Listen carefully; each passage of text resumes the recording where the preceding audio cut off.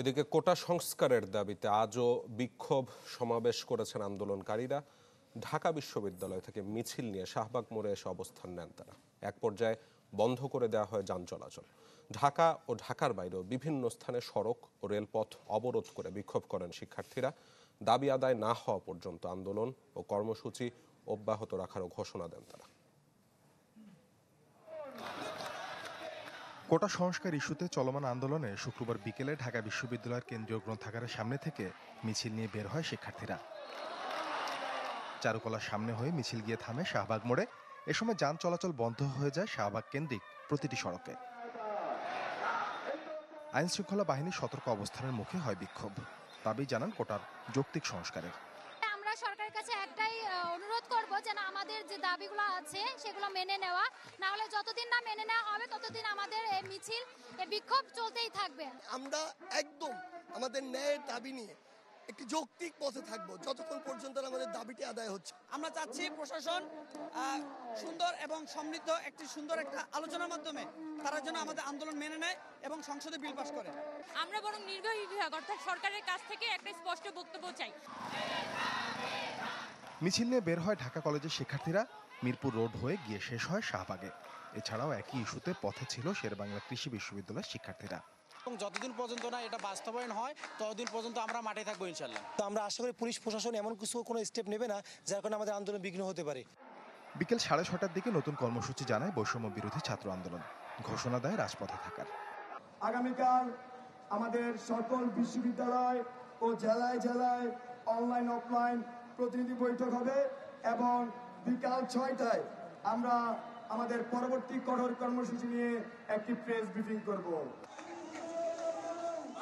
রাজধানী ছাড়াও কোটা সংস্কারের দাবিতে রাস্তায় নেমে বিক্ষোভ করে চট্টগ্রাম, রাজশাহী, খুলনা ও ময়মনসিংহের শিক্ষার্থীরা। কয়েক জায়গায় অবরোধ করা হয় সড়ক ও রেলপথ। সাদবিন শফিক, চ্যানেল 24, ঢাকা। কোটায় ভর করে কাউকে রাজনৈতিক ফায়দা লুটতে দেয়া হবে না বলে হুঁশিয়ারি দিয়েছে আওয়ামী লীগ। দলটির নেতাদের মতে দেশের সর্বোচ্চ আদালতের বাতলে দেয়া পথেই সরকারি চাকরিতে কোটা পদ্ধতির যৌক্তিক সমাধান হবে। তারা বলছেন, রাস্তা বন্ধ করে যারা জনদুর্ভোগ তৈরি করছে তাদের উদ্দেশ্য ভিন্ন। 2018 সালে সরকারি চাকরিতে থাকা কোটা সংস্কারে প্রবল আন্দোলনের মুখে এক প্রকার বাধ্য হয়েই এই পদ্ধতি বাতিল করে শেখ হাসিনা সরকার। যখন চায় না তখন দরকারটা কি? তাহলে কোটা পদ্ধতিরই দরকার নাই।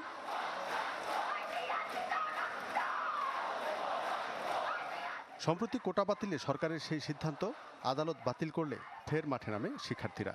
এ নিয়ে ক্ষমতাসীন দল ও সরকার এতদিন মধ্যপন্থা নিলেও বৃহস্পতিবার থেকে মাঠে নেমেছে ছাত্রলীগ। কড়া হুঁশিয়ারি সরকারেরও। আন্দোলনের মুখে বাতিল করা কোটা আবারও ফেরাতে চাইছে কিনা আওয়ামী লীগ, এমন প্রশ্নে সাফ জবাব আন্দোলনের ডিমে তা দিচ্ছে স্বাধীনতা বিরোধীরা। তাই কঠোর ক্ষমতাসীনরা। যুদ্ধ অপরাধী হিসেবে সবাই জানে, কাজে তাদের সন্তানরা বা তাদের প্রজন্ম থেকে যারা আসছে তারাই কিন্তু এটাকে পলিটিক্যালি মোটিভেট করে এই কাজটা করছে। সাধারণ ছাত্রদের সামনে রেখে যদি কেউ অস্থিতিশীল পরিবেশ করে তাহলে এই ক্ষেত্রে আমরা মনে করি কোনো রকমের ছাড় দেওয়া যাবে না, অস্থিতিশীল পরিবেশ তৈরি করতে দেওয়া যাবে না। আদালতের রায় বাস্তবায়ন করতে প্রয়োজনীয় সব করবে সরকার, আর সাধারণের জানমালের ক্ষতি করলে মাঠে থাকবে আওয়ামী লীগ। বিচার বিভাগ, সুপ্রিম কোর্ট থেকে যে সিদ্ধান্ত এসেছে এটা আমাদের পার্টির সিদ্ধান্ত নয়, গভর্নমেন্টের সিদ্ধান্ত নয়। এই সিদ্ধান্ত যথার্থ, এই সিদ্ধান্তের আলোকেই সরকার তার দায়িত্ব পালন করবে। সাধারণ ছাত্ররা যে কোঠা বিরোধী আন্দোলন করছে, সেই কোঠার ব্যাপারে তাদের আন্দোলনের ব্যাপারে কিন্তু আমরা সহনশীল ছিলাম শুরুর থেকে। বিরোধী রাজনীতিকদের প্ররোচনা থেকে বেরিয়ে আদালতের রায় মেনে ঘরে ফিরে যাওয়ার আহ্বানও তাদের। এখন সিদ্ধান্তটা আছে উচ্চ আদালত। জোনায়েদ খান, চ্যানেল 24, ঢাকা। বাবা কাজ করতেন ওয়েল্ডিং মিস্ত্রির, পরে দিয়েছেন ওয়ার্কশপ, আর তার 2 ছেলে জড়িত সরকারি কর্ম কমিশন পিএসসির প্রশ্নপত্র ফাঁস চক্রে। এমন ঘটনায় চাঞ্চল্য সৃষ্টি হয়েছে গ্রেপ্তার 2 সহোদর সাখাওয়াত ও সাইমের গ্রামের বাড়ি ময়মনসিংহের ফুলবাড়িয়ায়। সাখাওয়াত হোসেন ও সাইম হোসেন 2 সহোদর।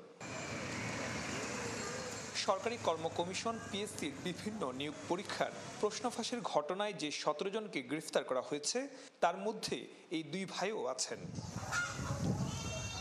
ময়মনসিংহের ফুলবাড়িয়ায় গ্রামের বাড়িতে গিয়ে দেখা যায় আধা পাকা একটি ঘর আছে তাদের। দুই ভাই দুই বোনের মধ্যে কেউ থাকতেন না বাড়িতে। বাবা ওয়ার্কশপ দোকান পরিচালনা করেন ময়মনসিংহ নগরে। গ্রামবাসী জানায় ঢাকায় পানির ফিল্টার সাপ্লাইয়ের ব্যবসা করতেন দুই ভাই। মাঝে মধ্যে বাড়িতে যেতেন। প্রশ্নফাঁস চক্রে পুলিশের হাতে গ্রেফতারের খবরে হতবাক তারাও। অটো গাড়ির অ্যাসিড পানি আছে না, এগুলা তৈরি করে বিক্রি করতো এমনি এলাকাত। এর ছাড়া এমনি কি ব্যবসা করে এটা জানি না, ঢাকাও জানি যে সিলেটেরি ব্যবসায়ী আর কি, এগুলোই আমরা শুনছি। বছরে ঈদের সময় তো এমনি তো 2 বছর ধরে একটা গাড়ি লইয়া হয় বাঙ্গা দুঙ্গা। আর এই বছর আবার ওই গাড়িটা লইছে ঈদের সময়, এবার রং করা দেখছি। বাবার দাবি ছেলেরা বাড়ির জমি বিক্রির টাকায় ঢাকায় ব্যবসা করেন। টাকা পয়সার মালিক হলে ব্যাংক লোন থাকতো না তাদের। আমার গ্রামের জমি বিক্রি করিয়া তারা দোকান নিছে, দোকান নেওয়ার পরে ব্যাংক ঋণ করিয়া তারা ব্যবসা পরিচালনা করতেছে। এখনও তাদের প্রায় কোটি টাকার কাছাকাছি ঋণ আছে ব্যাংকের। যদি এই প্রশ্নফাঁসের সাথে জড়িত থাকতো তাহলে দিয়ে ব্যাংক ঋণ পাইতো না, আর তাকে সময় পাইতো না ব্যবসা থেকে এটা দেওয়ার। আর ভাইয়ের জমি বিক্রি করে নিয়ে একটা দোকান দিচ্ছে ঢাকা, এটাই অনেক খবরে দেখতাছি তার দোকানে ওই বন্ধু বান্ধব ভাই আড্ডা দিত। অভিযুক্ত সাখাওয়াত আদালতে তার জবানবন্দিতে পিএসসির অফিস সহায়ক সাজিদুল ইসলাম তার বন্ধু বলে স্বীকার করেছেন। সেই সুবাদে চাকরি প্রার্থীদের সহায়তা করতেন তিনি। রেলওয়ে উপসহকারী প্রকৌশলীর 46 চাকরি প্রার্থীকে ফাঁস হওয়া প্রশ্ন পড়াতেও সহযোগিতা করেন তিনি। সুলতান মাহমুদ কনিক, চ্যানেল 24, ময়মনসিংহ। জানাচ্ছিলাম টানা কয়েক ঘন্টার বৃষ্টিতেই আবারও ডুবলো রাজধানী। কোথাও হাঁটু তো কোথাও কোমর পানি, কোথাও আবার তীব্র যানজট। ফলে নিত্য আর জরুরি প্রয়োজনে যারা ঘর থেকে বের হয়েছেন তাদেরকে পোহাতে হয়েছে চরম ভোগান্তি। এবং সব মিলিয়ে সাপ্তাহিক এই ছুটির দিনটি যেন একরকম অভিশাপ হয়ে আসে নগরবাসীর জীবনে, যার জন্য সিটি কর্পোরেশনের উদাসীনতাকেই দুষছেন তারা। এই ছবিটি বলে দিচ্ছে ঢাকার জলাবদ্ধতার চিত্র। শারীরিক অসুস্থতায় বয়োবৃদ্ধ এই নারীর হাসপাতাল যাত্রায় পরিবারের কাছে জুটেছে ভ্যানটি। শুক্রবার ভোর থেকেই শুরু হওয়া 6 ঘন্টার একটানা বৃষ্টি ডুবিয়েছে ধানমন্ডি, মিরপুর সহ রাজধানীর অধিকাংশ এলাকা। দুর্ভোগের শেষ ছিল না জরুরি কাজে বের হওয়া বাসিন্দাদের। জলাবদ্ধতায় বিকল হয়ে পড়া গাড়িও প্রতিবন্ধকতা তৈরি করে চলাচলে। বাসায় আপনি কোমর পানি, ভিতরে ঢোকার মতো নাই, মানে কাতা বালি সামনের অন্য জায়গায় রাখছি, মানে ফাঁক শাক করে যে খাবো এমন কোনো বন্দোবস্ত নেই। আপনি গাড়ির ভিতরেও পানি ঢুকে গেছে, তারপরে মনে করেন গাড়ি আর চলে না। 2 ঘন্টা বসা ছিলাম। অনেক গাড়া তো পানি তো মাঝখানে গাড়াগুলো দেখা যায় না, তো রিস্কা পড়ে যায়, এক রিস্কার পাও ভেঙে গেছে। পুরো টাউন জুড়ে পানি, রাস্তা সব ড্রেন ম্যান সব বন্ধ, পানি কোনো দিক দিয়ে বেড়াতে পারতেছে না। সামান্য বৃষ্টিতে একই এলাকা বারবার তলিয়ে যাচ্ছে বছরের পর বছর। তবু যেন হুঁশ ফিরছে না জলাবদ্ধতা নিরসনে কাজ করা সংস্থাগুলোর। তাই তো ক্ষোভ আর চেপে রাখতে পারছে না সাধারণ মানুষ। সরকার আছে বললে মনে হচ্ছে না। এইটার সংস্করণের যে দায়িত্বে আছে মেয়র মহোদয় সহ সংশ্লিষ্ট যে সমস্ত কর্মকর্তা কর্মচারীরা আছে, এগুলি কি বাস্তবায়ন এবং সংস্কারের জন্য কোনো পদক্ষেপ নানা কি কোনো মানবতা বা মানুষের কাজ কিনা এইটা আমার জানা নাই। আমি এই এলাকা করলাম না 22 বছর, প্রায় বিগত এই 5-7 বছর ঠিকই বলছে এইরকম বন্যা, পুরো বন্যা বয়ে যায়। মানুষের এত দুর্ভোগ, তারপরও তারা খাল খনন করতেছে না, নদী নালা সব খালি ভরাট আর ভরাট হয়ে যাচ্ছে। এদিকে আবহাওয়া অধিদপ্তর বলছে মৌসুমী বায়ু সক্রিয় থাকায় এই বৃষ্টিপাত। অঞ্চল ভেদে এক এলাকায় হয়তো একটু কমতে পারে, বাড়তে পারে, তবে বিকালের দিকে আমরা যেটা ধারণা করতেছি যে দেশের খুলনা এবং উপকূলীয় অঞ্চলে বিশেষ করে বৃষ্টিপাতের প্রবণতাটা আর একটু বাড়তে পারে। জানান বৃষ্টিপাতের পরিমাণ কমে আসলে বাড়বে দিনের তাপমাত্রা। রমিজ হুসাইন, চ্যানেল 24, ঢাকা। পদ সীমার উপরে বইছে 7টি নদ নদীর পানি, আর বন্যা কবলিত দেশের 9 জেলা। টাঙ্গাইলে নতুন করে ডুবেছে কয়েক উপজেলার ঘরবাড়ি ও ফসলি জমি। সিরাজগঞ্জে বন্ধ 1.5 শতাধিক শিক্ষা প্রতিষ্ঠান। দুর্গত এলাকায় রয়েছে বিশুদ্ধ পানি ও খাবার সংকট। কয়েকদিন কমার পর ফের বেড়েছে যমুনা, ধলেশ্বরী ও ঝিনাই নদীর পানি, বইছে বিপদসীমার উপর দিয়ে। এতে টাঙ্গাইলের কয়েক উপজেলায় নতুন করে ডুবেছে ঘরবাড়ি ও ফসলি জমি। রাস্তাঘাটে পানি ওঠায় ব্যাহত হচ্ছে চলাফেরা। এই সাইডে এক ভাঙা ভাঙছে, ওই সাইডে একটা ভাঙা ভাঙছে, এই রাস্তায় 3 জায়গায় ভাঙে গেছে। গাড়িটা আপনার বাসাল কিনে বালিনা পর্যন্ত আসলে যায় না। ব্রিজটা যেতে ছিল এটাও ভেঙে গেছে, যাতায়াত করাই যায় না। যে বাড়িগুলো নিচে আছে সেগুলো উঠে গেছে অলরেডি, যেগুলো একটু উঁচা উঁচা আছে সেগুলো মানে একটু জায়গা না আছে আর কি। সিরাজগঞ্জ অংশ ফের বাড়ছে যমুনা নদীর পানি। সপ্তাহখানেক ধরে বানের পানির সাথে লড়ছে 34টি ইউনিয়নের 50,000-এর বেশি মানুষ। বন্ধ রয়েছে 181টি শিক্ষা প্রতিষ্ঠান। চলাফেরার যে একটা কষ্ট, এই বছর এই 1 মাসের ভিতরে, আষাঢ় মাসের ভিতরে 3 বার পানি গেছে। আমরা এই 3 গ্রামের মানুষ বড় কষ্ট হয়ে আছে। বৃষ্টি আইলেই পানি উড়াত পানি ভাঙিয়ে যাওয়া লাগে। জামালপুরে পানি কিছুটা কমলেও বিপদসীমার উপরে প্রবাহিত হচ্ছে যমুনা নদী। পানিবন্দী বিস্তীর্ণ জনপদের 1.5 লাখ মানুষ। বাঁধ দিছিল ব্রিজ করার জন্য, বাঁধ ওটা ভেঙে যায়, আমরা খুব বিপদে আছি। মানুষ পানিবন্দী হয়ে গেছে, পানিতে অনেক মানুষ অনেকে কষ্টেই আছে আর কি। যে কোনো মালামাল, ভারী কোনো জিনিস এখান থেকে নিয়ে যাওয়া পাচ্ছে না। ব্রহ্মপুত্র ও ঘাঘট নদীর পানি বিপদসীমার উপরে বইলেও কিছুটা কমেছে। গাইবান্ধার 165টি চরে পানিবন্দী লক্ষাধিক মানুষ। পাঠদান বন্ধ শতাধিক স্কুলে। এদিকে দুদফা বন্যার রেশ না কাটতেই সুনামগঞ্জে ফের বেড়েছে নদীর পানি। এতে শহরের বিভিন্ন এলাকায় তৈরি হয়েছে জলাবদ্ধতা। ভোগান্তিতে তাহিরপুর, বিশ্বম্ভরপুর সহ 6 উপজেলার লাখো মানুষ। কদিন কমতে থাকলেও নেত্রকোনায় ফের বাড়ছে উবদাখালী নদীর পানি। এতে আতঙ্ক রয়েছে জনমনে। নাদিম হোসেন, চ্যানেল 24। বানের পানিতে বিপর্যস্ত ভারতের উত্তর ও উত্তর পূর্বাঞ্চলের রাজ্যগুলো। এর মধ্যে সবচেয়ে খারাপ অবস্থা আসাম ও দিল্লির। ভারী বৃষ্টিতে ডুবে গেছে রাজধানী নয়াদিল্লির বিভিন্ন এলাকা। আসামে বন্যায় ক্ষতিগ্রস্ত জেলা বেড়ে দাঁড়িয়েছে 26টিতে। রাজ্যটিতে এই পর্যন্ত 84 জনের মৃত্যু হয়েছে। ভারতের রাজধানী নয়াদিল্লির একটি আবাসিক এলাকা। বানের পানিতে ডুবে গেছে সড়ক, বাসাবাড়ি। অবর্ণনীয় দুর্দশায় আছেন স্থানীয়রা। টানা বৃষ্টি বাদলায় স্থানীয় মুনাক খালের বাঁধ ভেঙে পানি ঢুকেছে পাড়া মহল্লায়। যেদিকে চোখ যায় সবই তাই জলমগ্ন। আমরা জেনেছি বাঁধ ভেঙে খালের পানি চলে আসায় এই জলাবদ্ধতা। এত দ্রুত সবকিছু তলিয়েছে যে মানুষ তার প্রয়োজনীয় জিনিসপত্র নিয়ে যেতে পারেনি। শুধু পরিবার পরিজন নিয়ে নিরাপদ স্থানে আশ্রয় নিয়েছে। বন্যার দুর্ভোগে আছেন ভারতের উত্তর ও উত্তর পূর্বাঞ্চলের রাজ্যগুলোর মানুষ। আবহাওয়া কর্তৃপক্ষ বলছে পরিস্থিতি সামনে আরও খারাপ হতে পারে। এর মধ্যে সবচেয়ে খারাপ অবস্থা আসামের।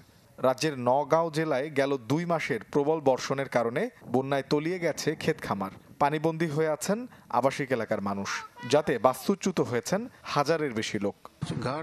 বন্যার পানি ঢুকে পড়লে আমরা কোনোভাবে যান নিয়ে নিরাপদ স্থানে চলে এসেছি, কিন্তু মালামাল সব ফেলে আসতে হয়েছে, কিছুই নিয়ে আসতে পারিনি। আসামের রাজ্য সরকারের এক প্রতিবেদনে বলা হয়েছে রাজ্যের 9টি নদীর পানি বিপদসীমার ওপর দিয়ে বইছে। মোর্শেদ শোভন, চ্যানেল 24। মিয়ানমারে নতুন করে বেশ কয়েকটি অঞ্চলের নিয়ন্ত্রণ হারিয়েছে সামরিক বাহিনী। জান্তা সরকার দেশটিকে ধ্বংসের দিকে ঠেলে দিচ্ছে বলে অভিযোগ করেছেন জাতিসংঘের মিয়ানমার বিষয়ক বিশেষ দূত টম অ্যান্ড্রুস। এদিকে গ্রাহকরা আমানত না রেখে শুধু অর্থ উত্তোলন করায় হুমকির মুখে পড়েছে মিয়ানমারের ব্যাংক খাত।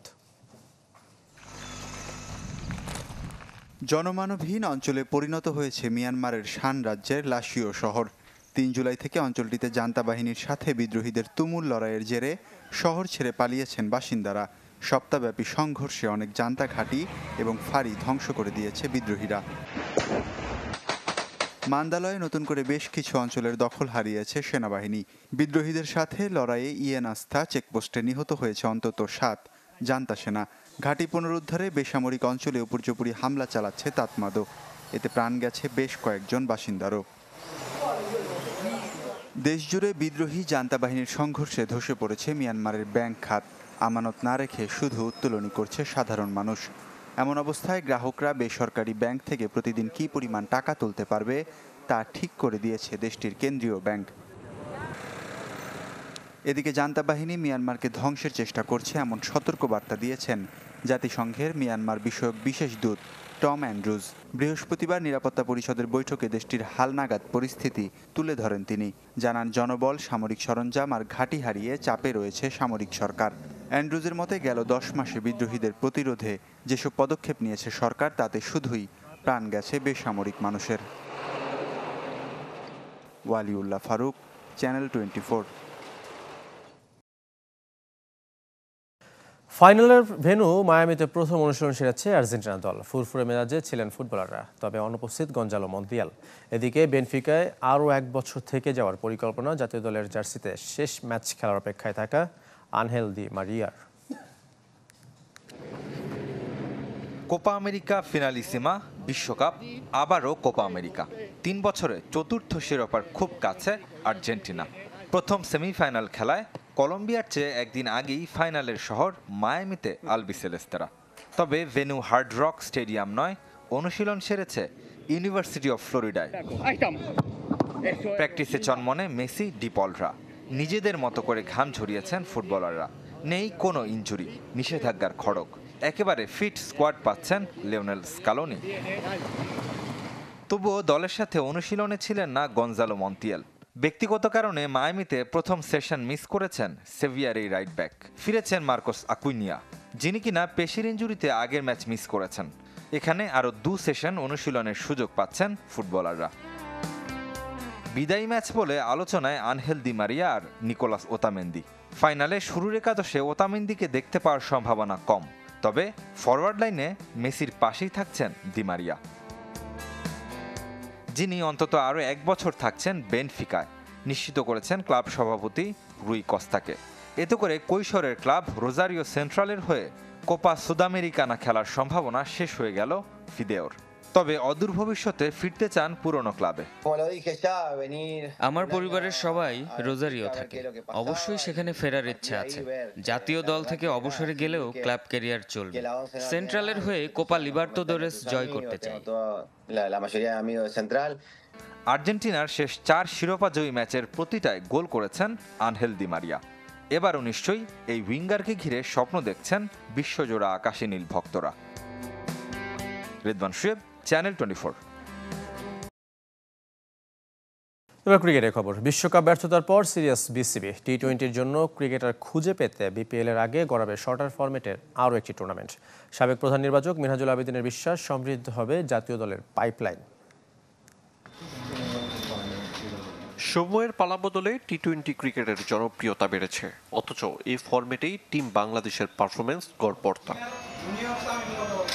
দক্ষ ব্যাটার, বড় শট খেলার সামর্থ্য রাখেন স্কোয়াডে এমন ক্রিকেটারের সংখ্যা সীমিত। বড় দলগুলোর সাথে টাইগারদের পার্থক্য যেন অনেকটাই স্পষ্ট।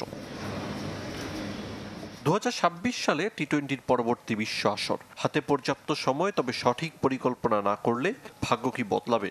সবশেষ টি-20 বিশ্বকাপ ব্যর্থতার পর কিছুটা সিরিয়াস বোর্ডকর্তারা। অস্ট্রেলিয়া সফরে যাচ্ছে হাই পারফরমেন্স ইউনিট। ডারউইনে শর্টার ফরম্যাট টুর্নামেন্ট ছাড়াও খেলবে পাকিস্তান এ দলের বিপক্ষে ওয়ানডে ও 4 দিনের ম্যাচ। দেশের ফ্র্যাঞ্চাইজি টুর্নামেন্ট বিপিএল।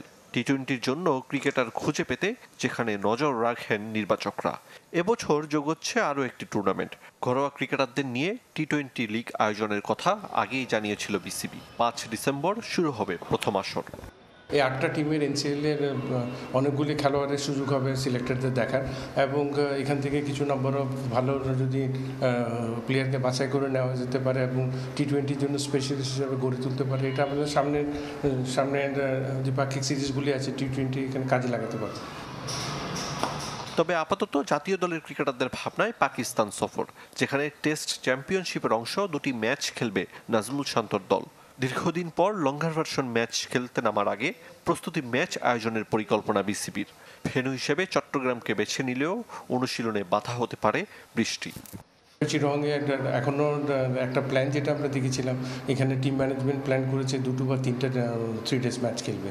তো আমার মতো যাওয়ার আগে দিস ইজ এনাফ, কারণ বৃষ্টি সিজন, এটাও আপনি বলতে পারেন না প্রস্তুতিটা কেমন হয়। তো সেই হিসাবে আমি মনে করি যে যেভাবে প্ল্যান করছে এভাবেই যেতে হবে এবং এই সীমাবদ্ধতার মধ্যেই কিন্তু খেলতেটা হবে। জাতীয় দলের পাইপলাইন সমৃদ্ধ করতে এ দলের জন্য বেশি ম্যাচ আয়োজন করতে চায় বিসিবি। নিউজিল্যান্ড এ দলের আসার কথা নিশ্চিত করেছেন মিনহাজুল আবেদিন। আরিফুল ইসলাম, চ্যানেল 24, ঢাকা।